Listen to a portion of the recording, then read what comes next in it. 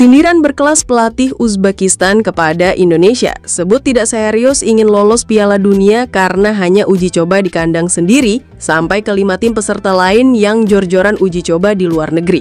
Timur Kapadze, saya pikir federasi mereka tidak serius. Akan kembali ke Indonesia bulan depan, begini tekad Shin Tae-yong bersama Korea Selatan U23 di babak kualifikasi Piala Asia U23 awal September ini. STY, Indonesia mungkin akan menangis karena saya.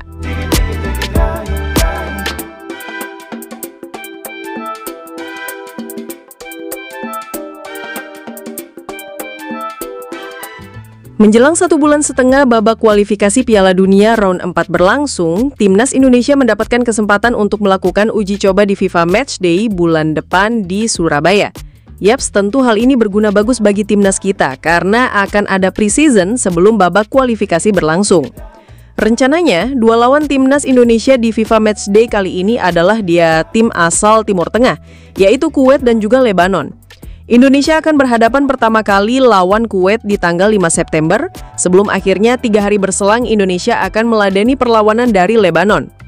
Secara peringkat di FIFA saat ini, memang Kuwait masih berada di bawah Indonesia, yaitu di peringkat 138. Sedangkan Lebanon sendiri memang berbeda beberapa peringkat dari Indonesia. Lebanon di 112 FIFA, sedangkan Indonesia berada di 118. Tentu secara kekuatan dan kompetitif, tentu lawan Indonesia kali ini kurang ya. Apalagi beberapa tim lawan seperti Irak, Saudi, saat ini jor-joran melawan tim yang berada di peringkat puluhan FIFA. Selain itu, mereka juga nggak main di kandang sendiri, melainkan bermain di luar negeri dan berguna untuk menguji kesiapan mental para pemain sendiri. Sedangkan Indonesia, ya jangan ditanya bro. Indonesia bersama PSSI memang sudah secara sepakat akan mengadakan FIFA Matchday kali ini tetap di Indonesia. Ogah main di luar dan tetap mau main kandang. Memang dalam hal ini ada pro kontra. Ada yang sepakat, tapi ada juga yang mengkritik habis PSSI. Kalau PSSI sendiri memang berdalih kalau animo dan antusiasme supporter sangat besar kepada timnas Indonesia. Begitu juga dengan para YouTuber dan influencer luar yang bahkan rela datang ke Indonesia untuk meliput pertandingan timnas. Hal itulah yang membuat Ketum Erick Thohir mengatakan kalau bermain di Indonesia masih jadi opsi terbaik saat ini. Pilihan saja, timnas putri sering bermain di luar negeri. Memang kebetulan pada tertarik bermain di sini. Mungkin gara-gara kita mengundang Argentina, jadi pengen coba di sini, ucap Erick Thohir. Banyak tim-tim itu juga ingin merasakan atmosfer Indonesia. Lihat saja bagaimana banyaknya YouTuber, influencer, orang asing, kalau timnas Indonesia pada datang bikin konten sekarang. Nah, ini kan bagus. Ya, ketika kita membangun sepak bola ini, ekonomi sepak bola nasional juga dibangun. Coba kalau kita ngomong bola sekarang, oh, ratingnya tinggi. Coba ngomong yang lain. Artinya kata apa? Ini ekonomi yang bagus, ucap Erick Thohir. Kalau menilik dari statement Erick Thohir beberapa waktu lalu, banyak orang yang menyebut kalau PSSI hanya ingin mencari cuan dari main di Indonesia. Kalau tujuannya hanya untuk diliput media atau YouTuber luar, itu sama saja artinya tidak membuat mental para pemain naik. Ya, karena hanya main kandang terus. Sementara di round 4 nanti, timnas akan bermain di kandang lawan, yaitu di Stadion Arab Saudi. Secara hitung-hitungan ini memang sangat rumit, tapi banyak orang yang menyayangkan keputusan PSSI tersebut. Di lain sisi, PSSI memang butuh dana besar untuk keperluan timnas. Nah, dana itu bisa didapat dari sponsor iklan tiket penonton nantinya yang hadir. Tapi di sisi lain, jika harus bermain di kandang terus saat FIFA Matchday, kapan para pemain berkembang? Hal itulah yang nampaknya disindir oleh pelatih Uzbekistan, yang memang sudah berhasil membawa timnas Uzbek otomatis lolos ke Pildun lewat round 3 kemarin. Menurutnya, Federasi Sepak Bola Indonesia dalam hal ini PSSI tidak serius dalam membawa Indonesia lolos ke Piala Dunia 2026. Saat ini bahkan dia menyebut kalau 5 tim lain di round 4 sudah jor-joran mempersiapkan tim jauh hari, bahkan TC di luar negeri dan melakukan pertandingan uji coba dengan lawan kuat. Berbeda dengan timnas Indonesia, yang selalu main kandang dan federasinya lebih mementingkan cuan. Saya pikir mereka PSSI tidak serius membawa tim itu di putaran final. 1 bulan lebih menjelang round 4, bahkan mereka tidak melakukan hal apapun. Sementara tim lain sudah melakukan beberapa persiapan jauh hari, ucap Timur Kapadze. Mereka selalu bermain di kandang saat uji coba, menantikan puluhan ribu supporter memberikan dukungan. Tetapi mereka lupa kalau nanti pertandingan itu akan diselenggarakan di Saudi. Tentu supporter mereka tidak akan sebanyak itu.